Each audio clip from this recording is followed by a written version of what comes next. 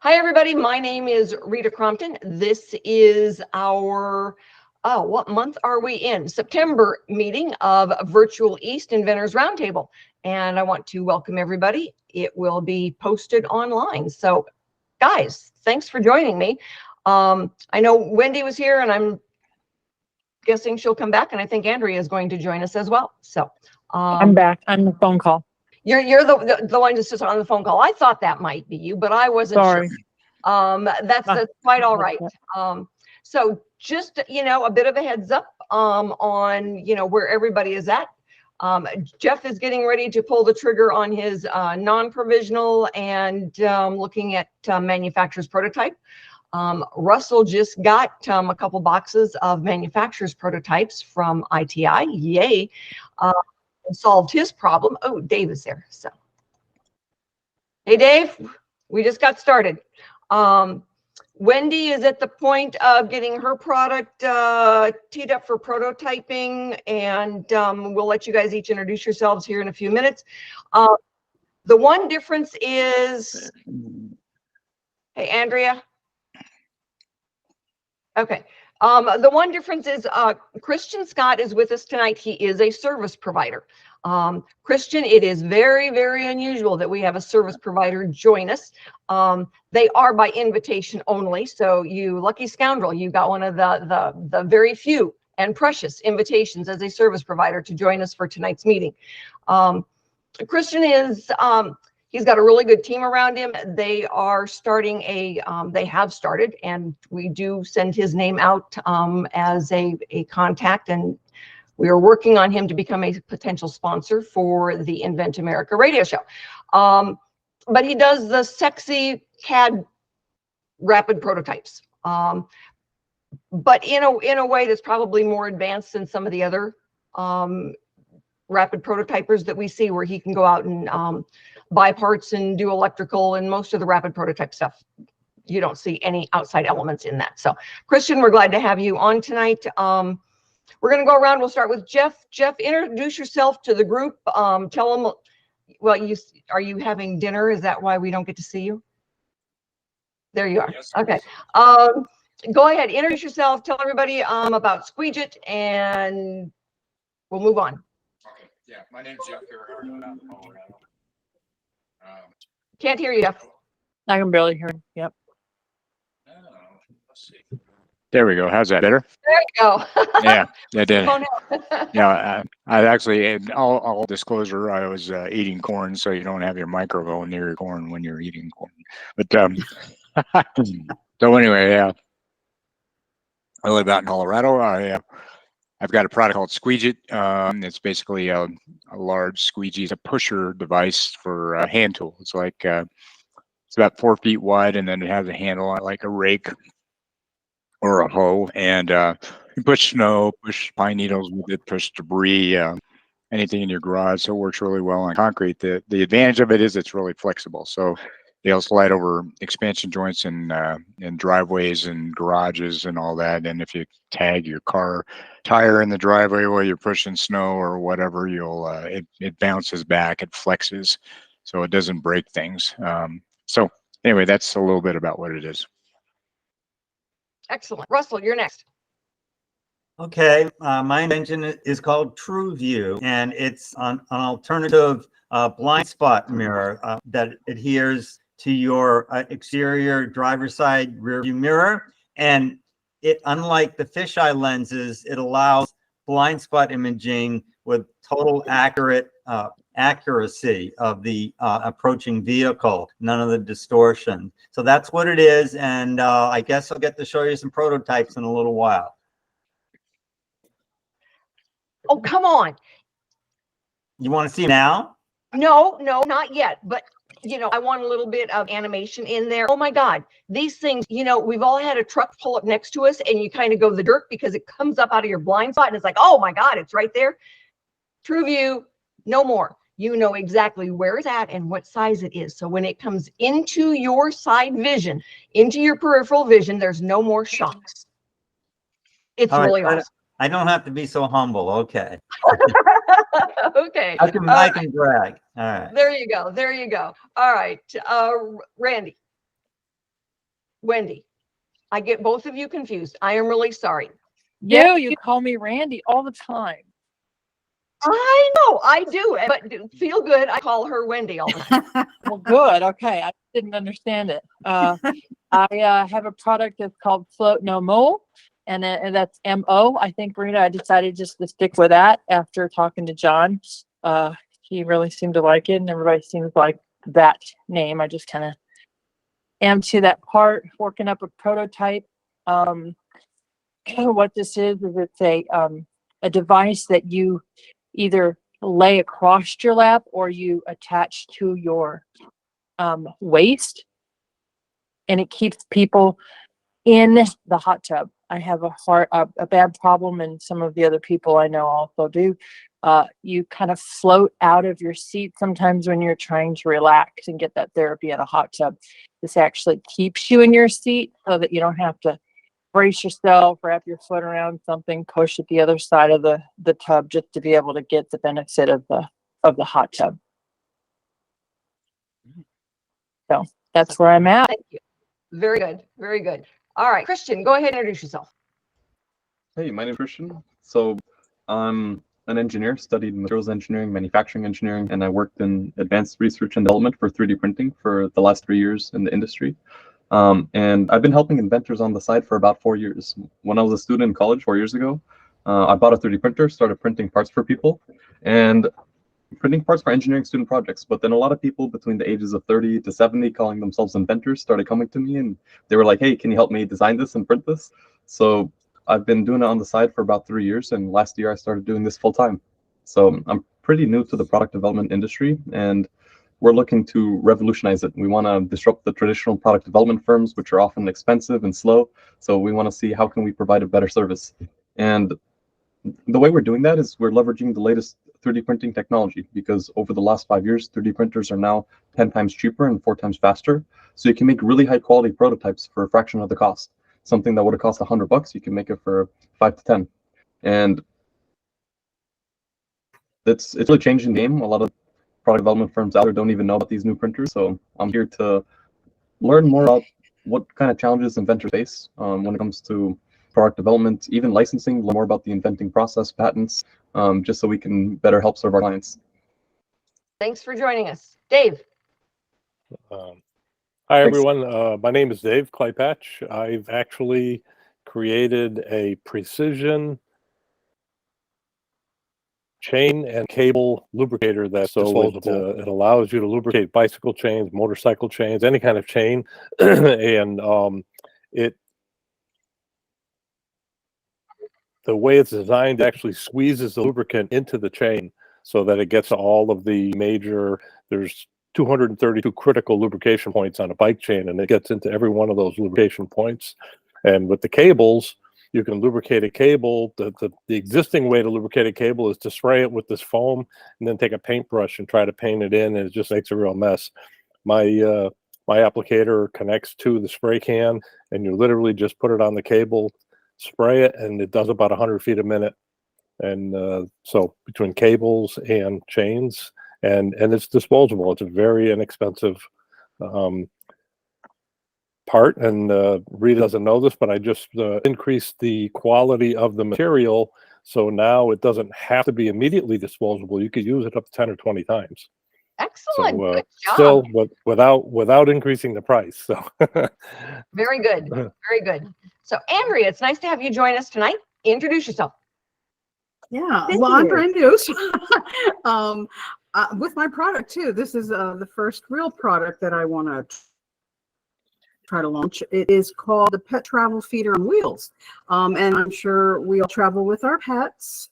And so I decided, because of the problem I was facing with a lot of the kennels saying that they wanted the food compartmentalized with your pet, you know, for daily feedings, and they just don't want to take the time to go through every pet and make sure all the food is right. So my piece of luggage is actually like a small locker refrigerator, and you have 2 weeks worth of food, and you have other pieces, components around it that allow for a backpack, or it's on wheels. And it has a water bottle for traveling in the car, and as well, you can leave it at home for people who come into your home. I would just leave it on the floor somewhere near their feeding station, and they don't have to go through your cabinets to look for spoons, and they don't have to go looking for dog food. It's all portioned out right there, and they just open it up and drop it in their bowl and put it away. No more baggies, no more mess, no more nothing. So hopefully we'll see. At this point, I do have a patent pending on it, but I'm going to move forward, I think, with the full patent, full blown, and I'm hoping it'll be international as well. So a lot of people really pets and treat them like people, so that's where we're going. Yes, they do. We all have pets. And, I live in Eastern Tennessee. I live in the forest, and within about 10 miles of here, they just built a brand new doggy daycare. And I didn't think there was that much, but obviously there is, because there are trucks and dogs there all the time. So people definitely do, and when they show up at doggy daycare, they're expected to have, their lunch and, their immunization record and all that kind of stuff right there with them. So anyway, that's good. Now, today on the radio, we had Jeff and Andrea. So you guys are getting to say hi now to the voices. We were talking about the difference between renderings and patents. Not patents, renderings, actual physical prototypes. And part of it was because Andrea was told, oh, all you need is renderings. And I know that, and Jeff was the more experienced inventor, because I know that he has had generations of prototypes, and mainly because he needed to see what material worked, and a rendering wasn't going to do that. So, and the gentleman who was our industry expert had talked about the fact that, everybody has to have drawings. You got to have drawing for your patent, for goodness sakes. A lot of times you start out with, drawing stuff on a napkin.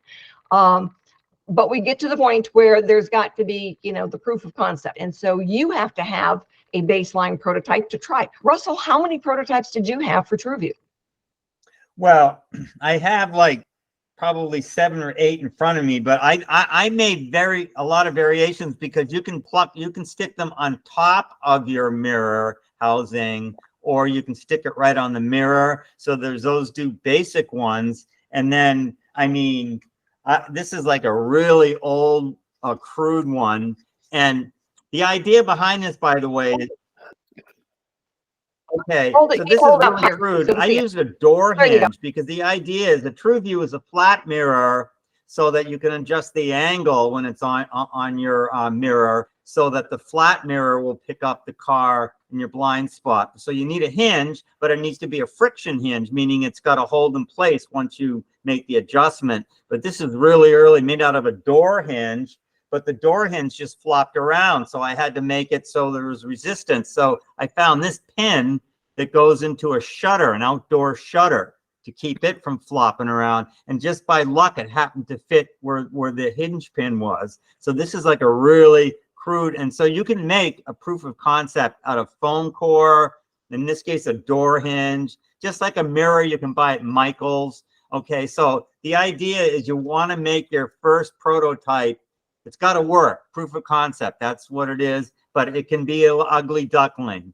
And because if you can't make that, there's no point in getting a rendering. There's no point, in getting the fancy prototype or 3D printing. If you can't get it to work somehow, so this is critical. It's the ugly duckling, but you got to respect the ugly duckling. And then, so show us the sexy one, the one they just got. Oh, okay. So, well, that one's right here. So, and that's what really went through a whole iteration. And so it's like that hinge requires moving parts. So, I came up with this idea of why not just have the material bend.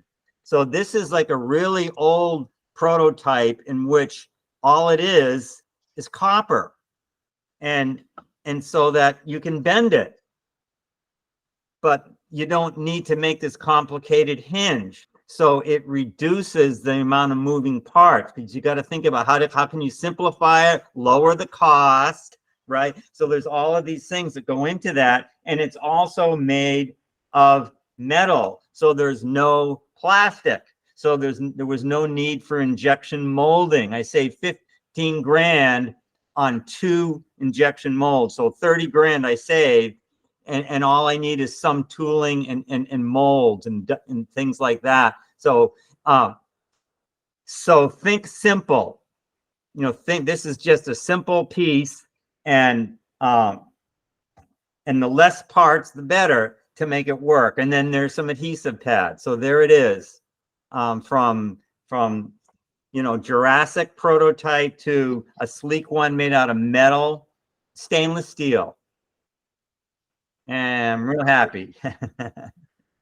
And that's right, because now we've got something that we can really show to the retailers. And there's been a couple of different companies that have been interested in, you know, having TrueView in part of their lineup, but they weren't interested in licensing, and we needed to be able to test the product. So that was, you know, Russell went ahead and bit the bullet, had a, you know, getting ready to have a short run done. So you'll have what, a couple thousand of them done? Yeah, couple of thousand. There's just a slight refinement that has to be made. This arm just has to be either a little shorter or moving the adhesive over to mitigate a little vibration. But it's almost there, and I realize I can pull this off without having any major changes at the manufacturer. Excellent. And I think that, you know, for a lot of inventors, that ability to do, you know, the, you know, down and dirty prototype just so that you are able to get a 3D version of it yourself is really critical. I know years ago I had a couple that had made a sheet tent. So it was this like a fitted sheet that you would pull over a twin bed, and then it had a prop up tent on it. And the problem is that, you know, I asked them, I said, so how do you keep that tent then from sliding over, because there was some weight to it? And he goes, we hadn't even thought about that. I said, if you put it onto a bed and rolled over in it, you're going to fall on the floor. And he goes, huh, we should have probably made a prototype so that we could test that. I said, probably should have tried that. It wouldn't be that difficult to, you know, put some weights into, you know, an upright on a twin bed and see how far you can roll with a couple of kids in it before it rolls over. Put a strap on it. But, you know, there's just a lot of inventors that, you know, hence the reason for the call today, that you need to be able to make it and see it. And I mean, Jeff, if you had done just renderings and you'd used the wrong material, you would have cracked on as soon as your shovel hit one of the cracks in the concrete. I think Russell's right on. I mean, I had to actually feel it and do it. I mean, you know, because you really don't understand how it's going to work until you try to throw something out there and see if it sticks, you know, and make it work and get that first prototype. And mine's an ugly duckling too, really. I mean, it's just off the shelf parts at retail, and you know, you just kind of MacGyver it together and make something that works. And once you get there, then you need to try to refine it. Yeah. So Jacob, I saw your face, and then I saw you gone. Are you still there? All right. Yeah, one sec. Yeah, I'm here, Rita. All right. How are you tonight? Yeah, thanks. I'm doing good. Sorry, I just got a call from a client, right? All right. Well, when you come back on, we'll have you introduce yourself. All right. I am back on now. Sorry, I just got done. It was just a quick thing. All right. So introduce yourself and tell everybody about your invention. My name's Jacob Maurice. I am actually a product designer, mechanical engineer. My invention is a small folding stroller that folds down to about this big. It's in the computer bag, and I'm just having a hard time with a couple aspects of it and not good at getting money, and trying to feed my family of 10 kids in the meantime. So that takes a budget. Just a bit. So it's trying to figure out the time to do that while also making money so my family can live. There you go. And Jacob also does a lot of the patent drawings for our attorneys. So we do try to help a little bit with that budget. Yeah. So you're talking about prototypes, and I've got like 10 3D printers in my office here. So I'm running prototypes all day long, it feels like. I'm sure. And yeah, Andrea, please ask questions, anybody. So sure. Okay, yeah, I just have a question. With the 3D printers, is it limited by size of product or size of invention, and if it's a bigger piece, do you do it in pieces? How do you can you talk a little bit to the 3D printing? Let's let Christian do that since he's our service provider in the area. Yeah, so nice to meet you, Jacob. And we should chat sometime Hey, after. So I worked in advanced research and development for 3D printing, so I'm pretty familiar with the leading edge of technologies. It's really easiest to print stuff within a 10 cubic inch size, but I've got some printers that are up to 18 inches. However, the cost from something that's 10 inches to 18 inches increases a lot, and then past 18 inches, there's printers that are up to like a meter long, but those are exponentially higher in price. So you're talking thousands to tens of thousands per part. So you can, and it also depends on the materials too. So plastic is pretty easy to print. Metal is incredibly expensive, but you can print that too. Okay, good to know. Thank you. And I guess if it's involving food, a product that holds food, it has to be approved by some kind of a material that's being used. Is that right? That's food friendly and won't seep into the food, or does that not come into the plastics? Does it matter with the 3D printer? That doesn't really matter with 3D printing because you're not really selling it to people. You're just testing it out. Okay. It's just more. But a lot of, I think PLA, which is one of the plastics that's used a lot, is like based off of corn. So it's already kind of food in and of itself. So. Okay. Okay. Good to know. Thank you. Christian, speaking of 3D printing, like this was an older one and had this like ridge and corduroy kind of problem, you know, the layered effect. And then this was a newer one, but you also mentioned how metal is kind of expensive, but I'm trying to move away from plastic because it's everywhere. And I was able to make my TrueView out of stainless in a single part. But are there materials now that are taking the place of plastic that aren't astronomically expensive? Well, there's more advanced plastics that are becoming easier to print. A material which I really like is ASA, which is UV resistant, it's high temperature resistant. Now 3D printers are higher resolution, you have thinner layer lines, so the plastic sides have been improving a lot. There's not really something that's as cost effective. There's different processes too. So you have the typical FDM printers, which you see in Jacob's background, but you also have one called stereolithography, where the part is pulled out of a pool of liquid and you have such small layer lines, they're 50 micron. He has a couple of those too. That has a really smooth surface finish, so you don't really see those layer lines. And then there's another one where you use a laser to melt plastic powder together, and you can have really fine, almost no layer lines. So it really depends on the part and what you're trying to do. Yeah, and also what's the end result, like the end product you want to make out of metal? In the beginning, plastic is good for prototyping because it's cheap and fast. But if you put metal into the mix, that's going to be a lot more expensive and take a lot longer. Yeah, is that forever, or do you think that's going to turn a corner and come down in price, or is it never gonna? Yeah, 3D printing is not really great for production of very many things.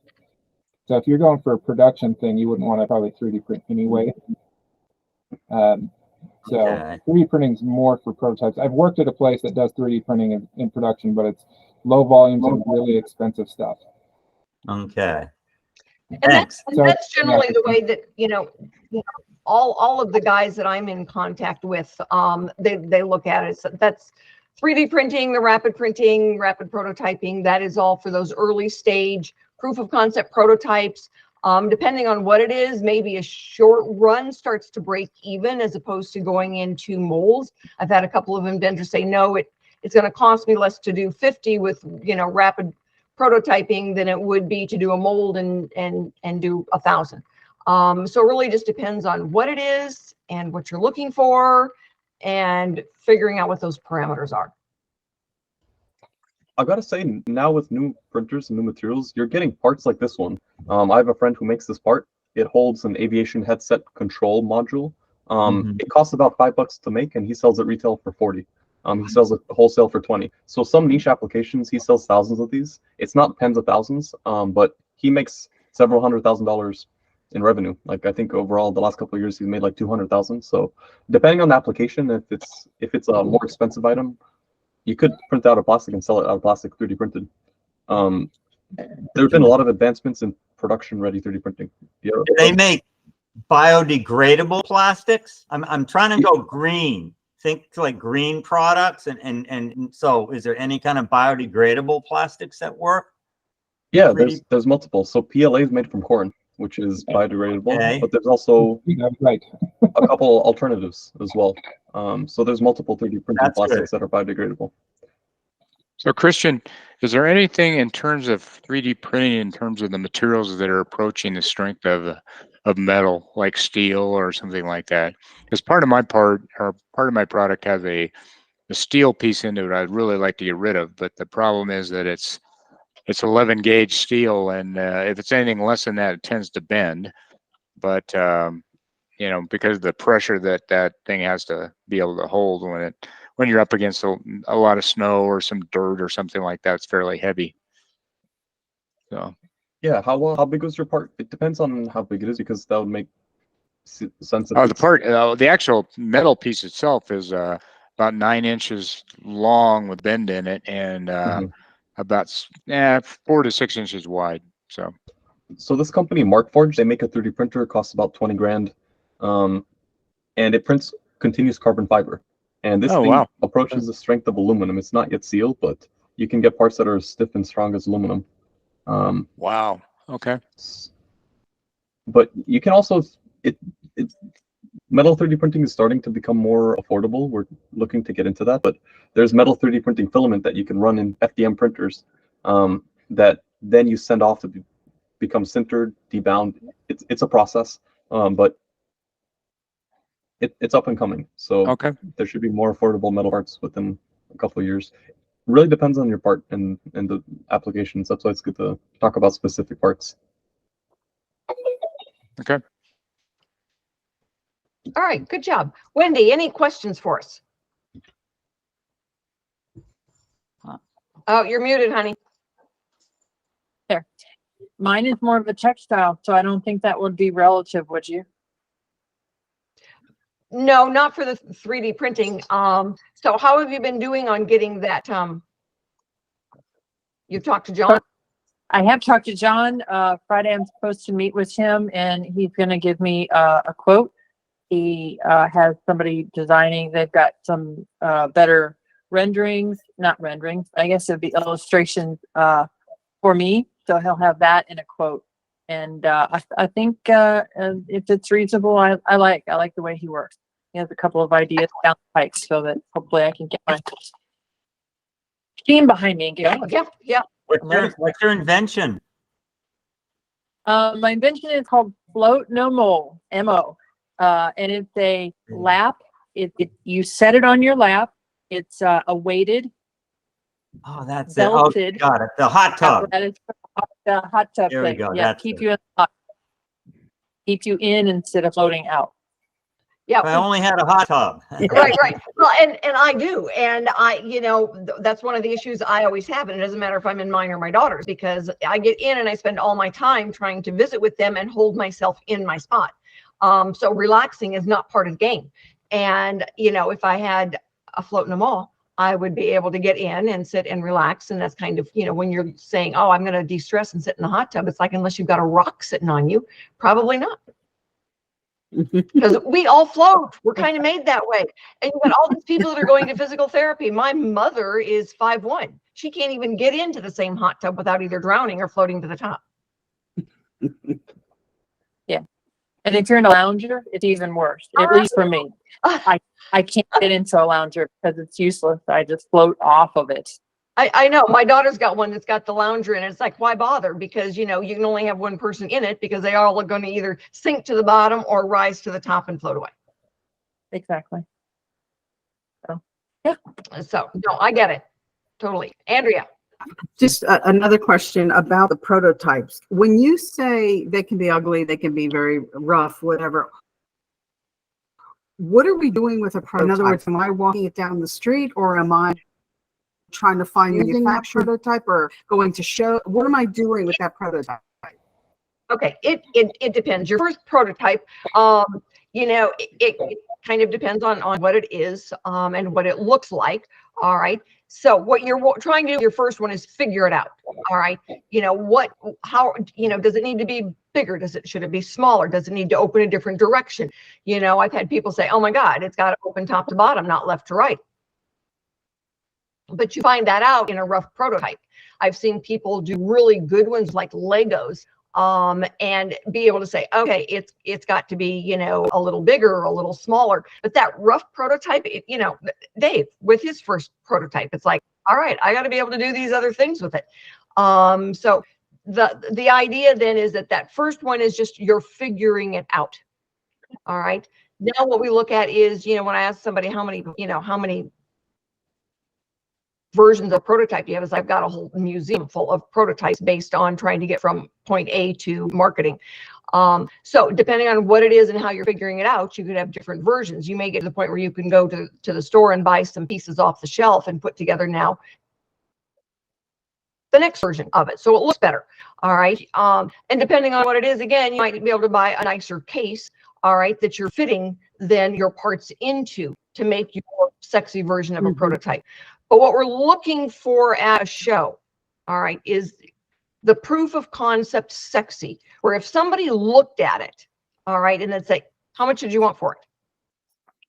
So we've had, you know, at the hardware show, a lot of people go with one-of-a-kind prototypes. We used to drive over the Rocky Mountains on our way back every Mother's Day. For some reason, the show ended the weekend of Mother's Day.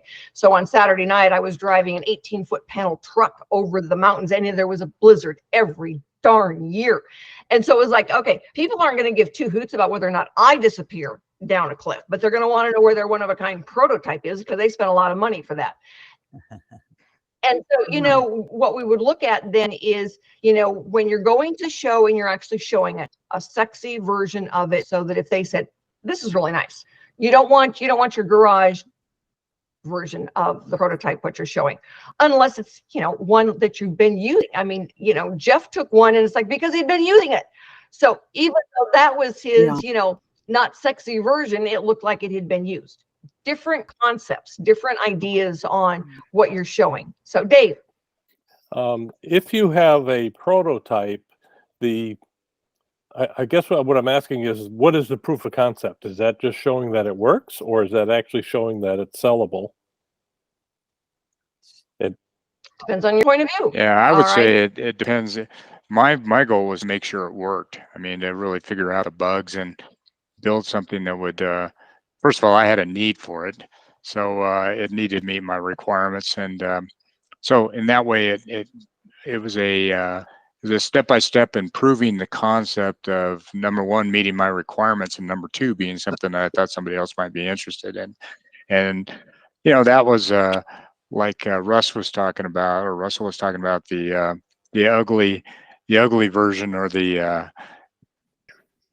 you know, it was just the, you know, it made it work, but it didn't look, you know, like Rita said, sexy. It was just very functional. So I would say functional improves your concept. And beyond that, I didn't have any other need. Now I want to clean it up, make it manufacturing capable, because right now mine is there's a lot of work to make one. And what you need to do is get it to a state where it can be manufactured with ease and lower cost and all those other things that come into the project. So what you're looking for to show somebody, if you have to make a lot of explanation on why it looks one way, but it should look another way, you need to work on the prototype you want to show. All right. They need to be able to see it and get it, not hear why it's not working exactly right. So Christian, I think you were up next. Yeah, I wanted to show a couple examples, because we've been working with a handful of inventors, and we got a crude proof of concept, rough prototype, and then we have some sexy prototypes. And I showed Rita some of these the other days. I think it'd be fun to show. Do you mind if I share for like 30 seconds with you? No. Go ahead. And then you're next. I think it's pretty cool to like see what other inventors are working on. And I find about half the people, they want to go to bring the product to market themselves. About half of them want to license it. So if you're trying to bring the product to market yourself, having a nice prototype is good for raising money from friends and family and colleagues and business partners. Licensing a sexy prototype is great because it opens up doors, it helps you land meetings, it shows how well your device could work. I'm going to show 3 of these. This first one was a device that is used to pick up tennis balls. So it's essentially a end cap with a long tube. This was 3D printed. This was just a very crude initial prototype that we wanted to see what's the right size and shape for it. The tube is much longer in practice. It's about this long or longer, so you can pick up the tennis balls from the floor.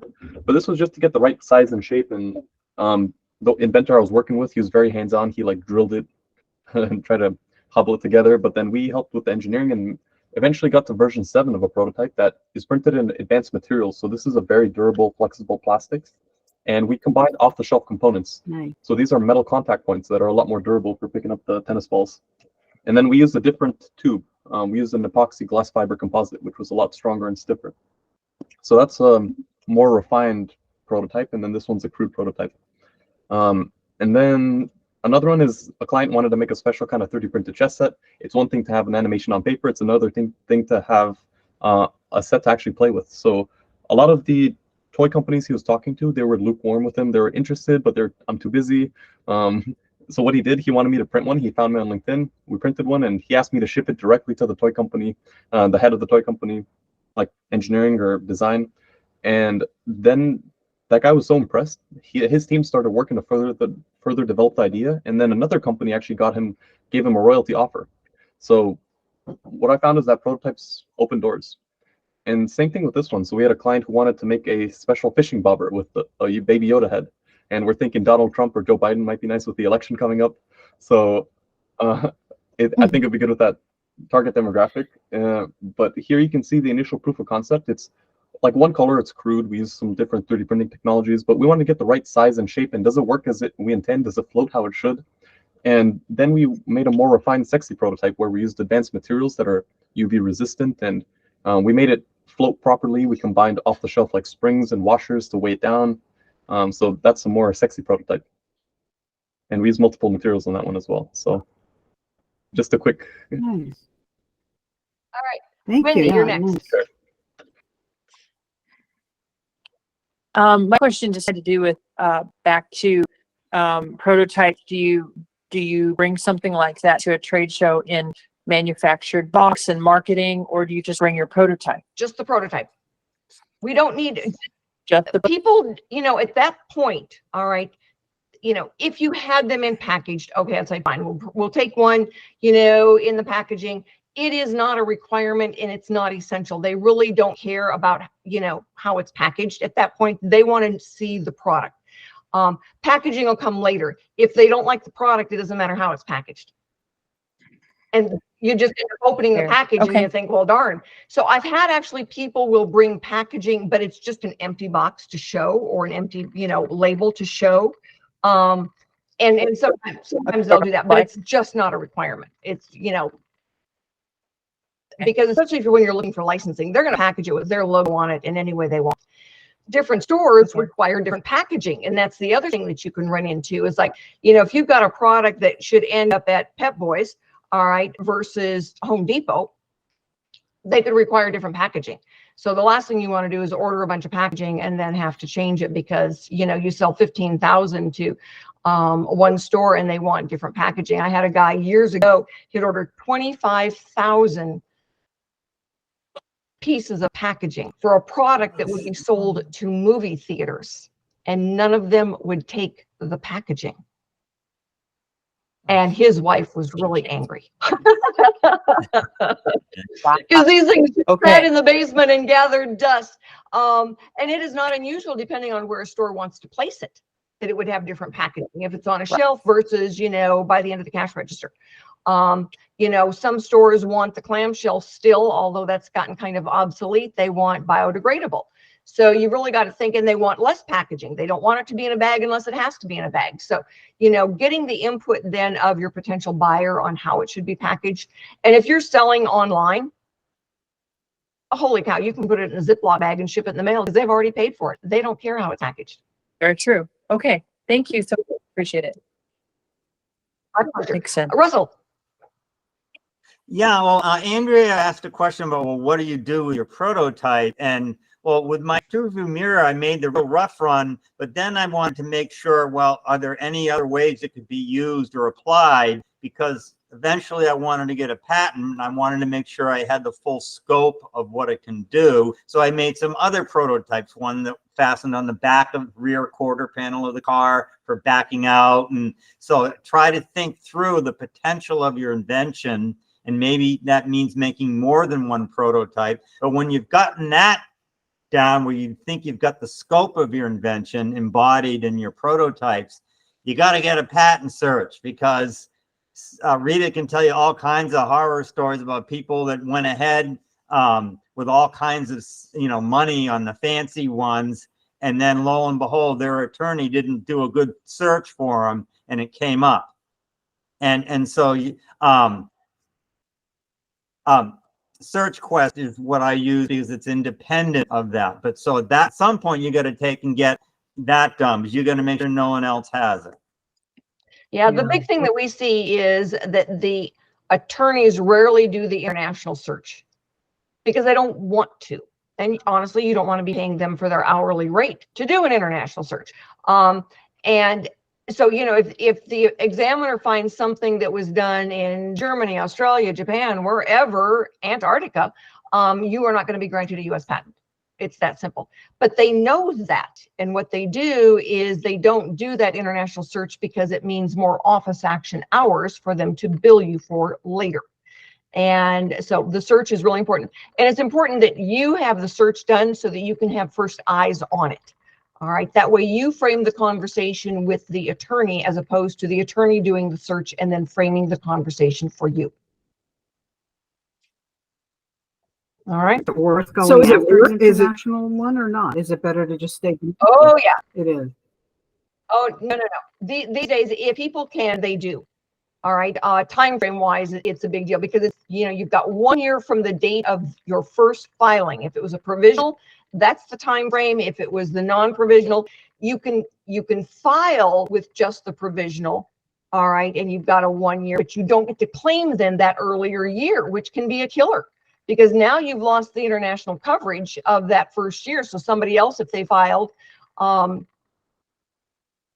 you're at risk for the 1 year. So it depends. I mean, there's sometimes when that's all you've got, and sometimes you pull it together and get it done in the right time frame so that you got it. The big thing is for a licensee, you want to protect wherever they end up manufacturing, you want to file in that country. And we hear a lot of us, oh, China just knocks it off. China just knocks it off. Not if you filed in China. They enforce it in China because now you're taking money away from one of the other companies in China. They don't like that. So what we look at then is most often the country where it's going to be your biggest business. All right. And then where is it going to be manufactured? Some people will say, all right, well, I still want to file in China no matter where it's manufactured, and I'll do there. The EU and Canada are sometimes a big business. Years ago, we had 2 guys who were partners. They were doing a tennis product. They did the PCT, and then they filed in the EU. Spain became their biggest customer, and they packed up their families and moved. And if they had filed there, they wouldn't have a business there. So is international, does that cover all countries other than domestic US? The PCT covers 160 countries. All right. And what it is, it's an international provisional patent. It gives you 30 months to decide. So that's your time frame then. It's like from once you file the PCT, you've got 30 months. Well, that's 2.5 years. But by then you either, know what you're doing or you don't. All right. Okay, and the way it breaks down, I mean, I've had attorneys tell clients, and they say, oh, I had a guy, it was probably a couple of months ago, did not file the PCT because his attorney told him that it was going to cost 50 grand to file it, which is crazy. It costs about 5,000. All right. So, the guy totally was very angry and very frustrated. And there was nothing that could be done. The time frame had come and gone, and you can't just out of the blue because then they'll use your U.S. filing against you. But the normal is it's about 5 to 10 hours of time for them to change the utility patent formatting into what needs to be filed with the PCT and then the filing fee. So it can be, the filing fee for, the WIPA office is $2,500 for a micro entity. And then, 5 to 10 hours of the attorney time. All right. But yeah, when you can, this day with the global economy, when you can file internationally, do. Because even though you can stop them if they're bringing it into the country, if you have filed in the country, you can stop it there. Wow. Okay. It's just easy. All right. So Okay. when you can. And when the window's gone, the window's gone. It is a 1-year hard window. Wow. Okay. Okay. So, but we do see a lot of people file internationally, especially when they're looking at licensing or they've got a big market like Dave's. Dave's product is going to work everywhere in the world. Yeah, actually, the market in the EU is larger than the United States. Yeah. Really? Okay. Yeah. I guess my question is, if I say I only want it manufactured in the United States, will the manufacturer for the United States cover it internationally, pay for it? Well, Well, all right, good question. All right. They're going to manufacture wherever they want to manufacture it, wherever their facilities are. These days, it's most likely China or Mexico. And there's some other random ones, but most likely China or Mexico. You do not want to give them any control over your intellectual property. All right. Your only leverage is controlling your intellectual property. They're paying for the right to rent. And if they pay for it, and I get people that'll say, yeah, but your name is still on the patent. Yes, it is. All right. Now try pulling that licensing agreement from them for breach of contract. And now they've got the money into filing the international piece. They're going to have fine print put into the contract that once they start putting money into the patent, they're the only ones that get to license it and use it. All right. Otherwise, and they may put in there even a clause that says you have to buy them out. Believe me, they're going to inflate that price way more than you want to pay for it. What's the percentage of times that you go to a licensee and they just want to buy you out versus a license? 0. Really? Well, and look at it like this. All right. Generally, they don't want to get into that tug of war of buying you out, because what they will do, you need to look at it from their point of view. All right.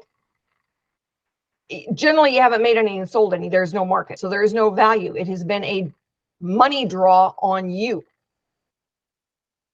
Well, the way you evaluate the worth of a product is that you've had sales. You've got buyers lined up. Mm-hmm. All right. You've had inventory that is sold. And that's how you start looking at the size of the market. All right. And then evaluate the product. But you've got to get there yet. All right. So, if you get someone that says, oh, yeah, I'll just buy it, they're going to offer you pennies on the dollar for what you put into it. Yeah. All right. Now, what we do put in a licensing deal is they have a right to buy you out for about 4 to 5 years. All right. Because that's when the product reaches its stride. It's got the greatest value. It's easier to prove that it has value. All right. But the days of buying out disappeared 15 years ago. 15, 20 years ago. That ship sailed right about the time the .com imploded, where they used to just give kids working in their garage a horrible amount of money to go out and rent fancy cars. That ship sailed, and now you have to prove your product in the marketplace. Okay. All right. And the other big change was that we used to be a first to invent country. And in 2013, that changed. We went to a first to file country, and mainly because the rest of the world was all first to file. The US was the only one that was first to invent. So if you'd kept an inventor's notebook and you could prove that you were the first one working on that product, you could actually not file a patent until later. And whoever filed, you could prove, if you proved that you were the first to invent it, it would throw their patent out. But in 2013, we became like the rest of the world and went to first to invent. And so now you have to be the first to file. So time is not your friend when it comes to inventing. And so when I get somebody that says, oh, I just want to, I want to be first to market and then I'll file. No, it doesn't work that way anymore. Once you're in the first market, you're part of the public domain and you can't. They'll find it, and then they deny the patent. Okay. Any other questions? David, you've got your hand up. Oh, my hand's up, but I forgot what the question was. So I'm listening to you. I'll think of it again. I'll let you know. I need a chalkboard. We can write it down. It's like, I heard the ding. I knew there was somebody out there.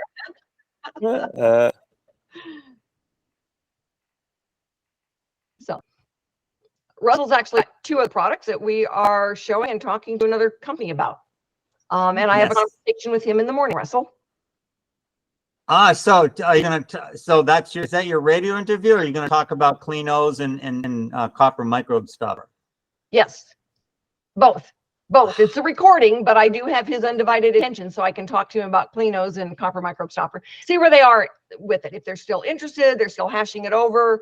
If they just say, no, it's not for us, whatever. I've got a couple of other products in our lineup that I will show him as well. We'll see.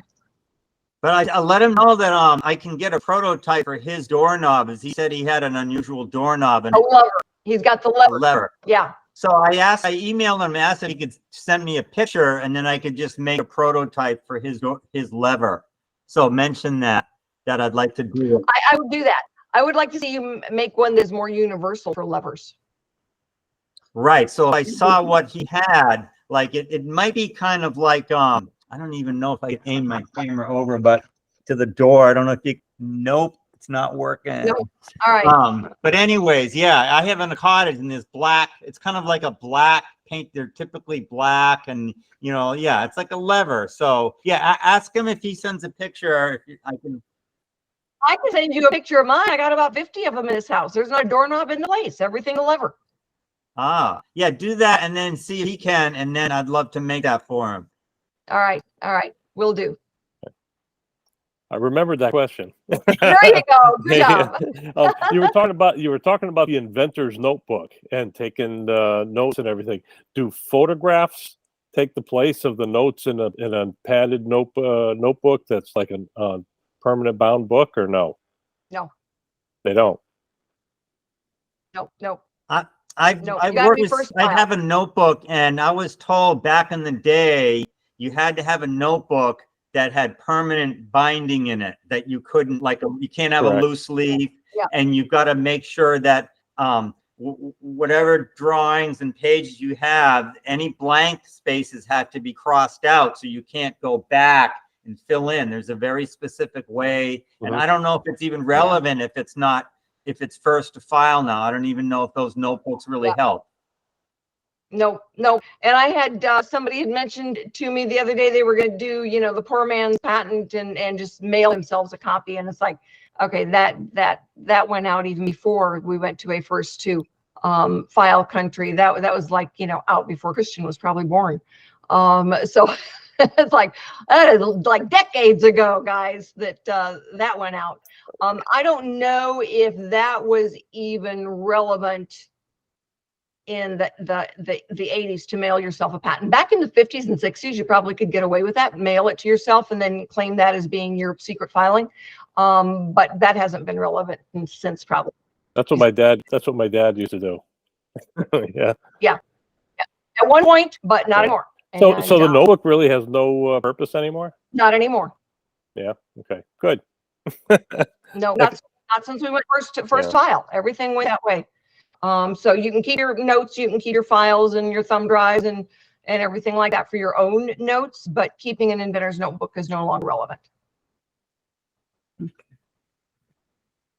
Old days. Mm-hmm.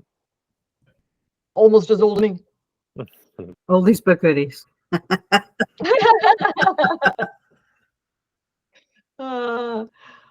I know I had one of the guys I was talking to this morning. I've got to set up and do a video, but he's getting a prototype done for the hardware show as well. And he goes, "So what'd you do this weekend?" I said, "I put a 600 horsepower blower on my back and climbed to the top of the mountain." And he goes, "Oh my God, girl." He says, "You should be hiring somebody to do that." And it's like, I hire my help to do important things, but leaf blower, I can handle myself. That's As my grandson says, me do my own self, Grammy. So, any other questions, guys? do you, I have an oh, go ahead. no, I was just going to say, Oh, okay. are there, oh, sorry, go ahead. I lost Quick my train of before thought again. Andrea, go ahead. It's been one of those days. I'm It's been sorry. one of those days. Or should I say weeks? There you I have too many thoughts come into my head most of the time. Are there such groups as angel investors for people that really might need the help? You have a good product, but you don't have the finance behind you to do it. Do you have groups of angel investors, or is that doesn't really exist anymore either? Or Yeah, they went through a phase of being called vulture investors, Mhm. and then they just completely disappeared. And part of it was because they started forming their own groups, and so then they would have inventors come in and pitch to them. I hate the pitch. That's one of the shows we're going to do. In love with the pitch. And they sit around and criticize you and tell you everything you're doing wrong, and it never went anywhere. It was evening entertainment, and then they go out and have a scotch. So no, it's pretty much gone. Friends, families, and other fools, your 3 F's are your best source of money, and they're the ones that are gonna stick by you and help you out because they love you and not because they're looking for a percentage of your company. I always say anybody that could have X in front of their name, ex-husband, ex-family, ex-mother-in-law, ex-friend, anybody like that, you don't want to take money from them because sure as the world, it will blow up. There was a gentleman in Denver. He had that was the guy I went to the National Asphalt Show with, a really cool product. And he had taken a lot of money from family. Brilliant product, but he had signed a really bad deal with a manufacturing company, a prototype company in Denver. And when they got interest at the show for a licensing deal, the company heard about it and they wrote in an email, we want 30% of the company. And he goes, oh, well, yeah, sure. And the judge says, you agreed to it. His family lost everything. So got to be really, really careful out there. All right. If you can do it yourself, do not take money. If you're teeing it up for licensing, don't from somebody else that can hold you. I've had more people have investors and just lose it because they were then obligated to the investor before they could make a deal. And the investors wanted them to bear the cost of getting the product manufactured and going to market as opposed to licensing. So it's a tough road. It's really tough. Christian? Yeah, I wanted to add some information more on the startup side of things because I worked at 3 different startups and before starting my own. And where do most startups get funding? I read this great book the other day, and the vast majority of money is from personal savings and credits. And the next biggest one is friends and family, but this is like 185 billion and then 60 billion. And when you're looking at venture capital and angel investors, it's just a small fraction of that. So most people in reality just fund it themselves or get their friends and family to help. Yeah, and especially if you don't want the venture capital and the angel, what they're looking for is you to be startup mode. All right, means you are bearing the brunt of all the responsibilities, financial, manufacturing, marketing, everything. All right, and for most inventors that are homemakers, startups. Good night, Russell. That's not where you want to be. All right. When you look at your area of expertise, it may, you may have been in marketing at one point, but you weren't in manufacturing. All right. Well, you've got to have an expertise in one of those, and you've got to hire somebody to do everything else. Well, when you look then at the formula for pricing the product, all right, most stores look at it as being a multiple of 5. So if you've got a $25 product that's going to retail for $25, you've got to be able to make it, package it, ship it, and insure it for 5. All right, because the store is going to sell it for 25. They bought it for $12.50. All right, and a distributor, because you can't sell them all yourself, they bought it from you for somewhere in the neighborhood of $6.25. All right, so you've got to be able to, do all of your marketing, pay all your service providers, pay the interest back on the loan you might have taken, give them some kind of interest earnings on their money for basically $1.25 per unit. And for most inventors, you can't do it. And then you get infringed on. Well, if you've licensed it and you get infringed on, the licensee pays for it. They go after them. If you do it, you have to go after it. All right. And at that point now, you've lost all your investors' money, your family's money, and your money. Well, so is the assumption to be made that every inventor wants to have their own business? Because there was a point where I'm like, I don't want a business. I'm getting ready to retire. But I have a mind full of ideas that I feel like I never see out there. So I don't necessarily want to start a business, but I want to sell my ideas. No, most inventors, what I see when we were, like at the Denver Metro Chamber, I was a gold member for 15 years. All right. And what Christian is talking about is people will come in, they're sold the idea of being a startup, especially if they're going after money, if they're going to these stupid pitch fests. All right. They're sold with the idea, they're glamorized with this idea of being able to get, investor money. All right. Oh my God, you spend all your time chasing the money and not getting your product out there for licensing. So the serial inventors, all right, they tee it up, they hand it off. They tee it up, they hand it off. All right. You've heard me say before, an invention is like a child. You conceive it, you nurture it, it sucks you dry, you throw it out. And until you throw it out, it will never start taking care of you. Yeah. And so when people get bogged down in startup mode, deeper and deeper and deeper into debt. All right. Now, there's always exceptions. The guy that invented that little plastic disc that goes into a pizza box,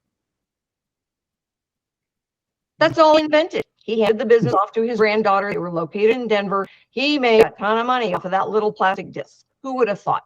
The guy that invented the single cream holder that's sold in, that's in all of the coffee shops now, he and his wife invented that. They had a cruise ship in the Bahamas.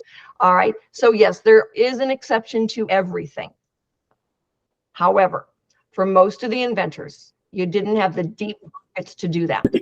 And that's what it took. And then they get teed up and they know they've got something in the marketplace and yeah, they can go after, the investor funding. But at that early stage, they then get to control you as opposed to you controlling the situation. And the big thing that we see frequently with startup mode, those early stage investors take too much of you in the beginning, more than they're entitled to. They put $100,000 in, they want 40% of the business when they should be getting maybe 2%. But they've got the money, then they make the demands. Dave? I've got I'll call him a customer at this point. I've got a customer that has some very interesting ideas, but he's got 3 little kids. He's working his butt off. He says, I don't have the time for anything. He says, I'll be happy to give the ideas to you just because I want to see these out there. One of them is a device that actually prevents children from getting, I'll say, deformed from repetitious things that they're doing without going into too much detail. But my question to you is, how do you work out a deal with somebody like that? I know when you file the patent, they always ask, is there any other inventors involved? First of all, I wouldn't feel right just taking the idea from him, which is what he wants to do, is just give it to me. But I wouldn't feel right just taking that idea and walking away with it. And I would probably need a lot of his technical advice on how to perform it. No, So, I've seen inventors do that. There's a lot of inventors who have partners. Yeah. All right. And so depending on what they're bringing to it, they break it up that way. So if he's just the idea, all right, and you're the engineer and the draftsman and you're putting the money into the patent, then he would get a smaller amount. If he's bringing to the party now his engineering skills, all right, and creative skills with it, then it's going to vary a little bit. But I have seen partnerships like that. Where there's 2 inventors involved and one does more of one thing than the other, and then the way they break it down is it's just a business deal. what kind of percentage is there if it's just an idea? If they're just giving the idea, then you may look and say, all right, I'll give you 10% of everything I earn. If they're doing some of the skills or doing some of the money part of it, it may look different. I've seen investors say one should always make the decisions. So if you've got, one, if it's a 50-50, man, that is just eventually there's going to be a tough decision. You're going to disagree on it, but it needs to be made. Yeah. So you look at 59-41, Yeah. 59, Yeah. 49-51. When you're doing this, somebody I makes the figured final he's decision. probably in that 20% range from the way I've been talking to him. So okay, Yeah. okay, so I'm not too far off. No, and when you're looking at making decisions, and so you after licensing, and then the royalties would be split the same way. Yeah, he doesn't want to get involved in any of that. Yeah. No. Yeah. So he doesn't want to get involved in making it. Yeah, he just wants to give me the ideas, show me what it is. He wants to and, sell his idea to you. He wants to sell his, well, Yeah. it's not, he doesn't even want to sell it. He says he's getting ready to give it to me because he just wants to see it out there. Right. So Yeah, and then you do, you do the steps and everything, and you wait, all right, look, I'll give you, and then you decide, it's like, all right, because based on, what's gone into this one, and you say, all right, I will give him, 10%, because he's selling, basically selling the idea for 10% of the royalties. That way, then, you don't have, if it never went anywhere, 10% of nothing, still nothing. Right. But if it does get out there and get some legs on it, then he would have some income.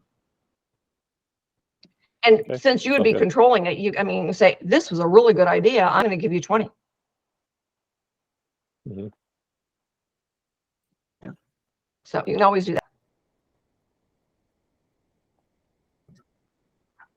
Anybody else have any questions, comments, ideas? All right, guys, I won't take up any more of your time. It was good to see you all. Mm-hmm. Thanks, Okay, Rita. take care. Good night. Nice later, everybody. Okay. Nice to see all of you. Wendy, so nice to see you. Now I've got a face with a name. I can get it straight in my head. Thank you. Thank you. All right, guys. Talk to y'all Okay, later. good night.